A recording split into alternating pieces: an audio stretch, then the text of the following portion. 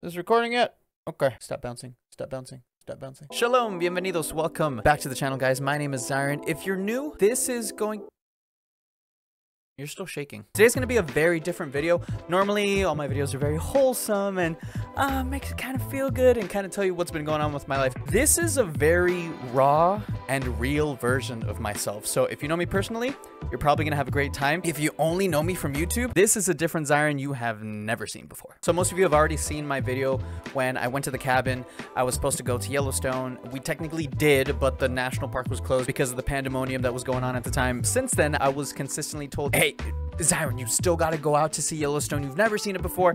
We've been there multiple times. We love it. You gotta go. It's a great experience. I've heard it so many times. I just kept telling myself, I want to go. I want to experience it. I will be the judge of how great or not so great. So today we're gonna have a national park review of Yellowstone. We're gonna be talking about pros. We're gonna be talking about cons. There are so many of them, you have no idea. Just know this pro and con list is my experience with my friends at this time. You might have a completely different experience because there are so many trails and so many routes that you can take while going to Yellowstone. So take this with a grain of salt. I'm not trying to make this video be the reason of why you don't go to Yellowstone or any other national park. I'm just explaining my experience, and I'll tell you at the end if I'm gonna go back or not. Anyways, let's get started. So the first pro, there are beautifully colored geysers in this national park. Oh my god, I only heard about them all the time. There we go. I only heard about them all the time, but I've never seen one in person. My best recommendation, don't look at them flat and then seeing the geyser right in front of you. It's super boring. My best recommendation, try to look at the geyser at an angle top down if possible. Here's a couple of examples that were amazing to look at. I highly recommend you looking at them higher above because you won't experience it as much unless you're just waiting to look at some splashes. You could always do that too. Con, once you've seen a geyser, you've seen them all, because there's gonna be a point where it's just geyser, geyser, geyser, geyser. It goes poo poo, it goes splishy splash. It's hot, don't touch it, it smells like farts. Get on to the next one. Now, pro, Old Faithful was much better than I thought. I just heard about this geyser. Is faithful, I guess. I don't know. Highly recommend being there on time. This is coming from a person who's late to everything. I swear to God, I'm gonna be late to my own funeral. Be there on time because there are estimated eruption times throughout the day. The eruption for Old Faithful goes off every about 60 to 90 minutes. And each eruption lasts for about a minute to 5 minutes. So if you miss it, you're out of luck. You gotta wait for about another hour to an hour and a half to get it going. So just be on time. I ended up not being in the center of the geyser where everybody ended up sitting around. I ended up being all the way to the end. It was a bit windy, so myself and other people around me got to experience a little bit of the water, so it was kind of cool. No cons about Old Faithful. It's super dope. Highly recommend everybody going there. Let's keep going with the pros. I feel good. I feel good right now. Okay, another pro, the wildlife. It is amazing. Now, Vincent was obviously driving. We had the homie Jared sitting on the passenger seat.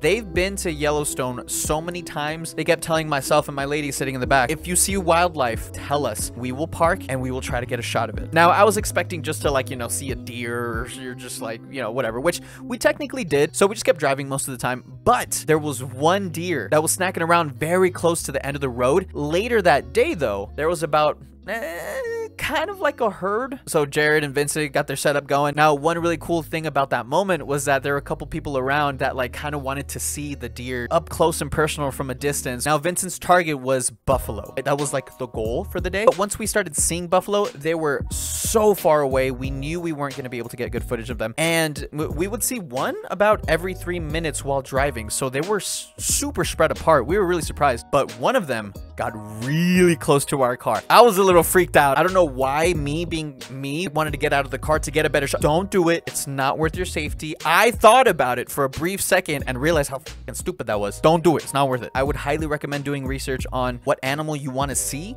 and what time they're normally awake. So if you need to go earlier to see that specific animal, go for it. Like, for example, that buffalo that we saw, we didn't see them all day until the end of the evening. And that was about a 6-hour drive for that entire Yellowstone trip that we did. Okay, here's another con for you. There are so many people. It felt like Disneyland. There's a small, well, the trails are at least wide enough for traffic to run smoothly, right? But the thing is, there are so many people there and everybody's at their own pace. There were some parents giving other parents directions and yelling at each other from far away. There were kids screaming, and it was just like, I just wanted to be in the wilderness and just experience nature And hearing all these kids kicking and screaming, I just wanted to see some natural selection going on. Real talk, to the little kids who were saying that you didn't want to be there at the park experiencing what everybody else was experiencing, trust me, we didn't want you there either. Now, I do have to give credit where credit is due. I did see some kids that were very mature, very respectful. They were always close to their parents. And,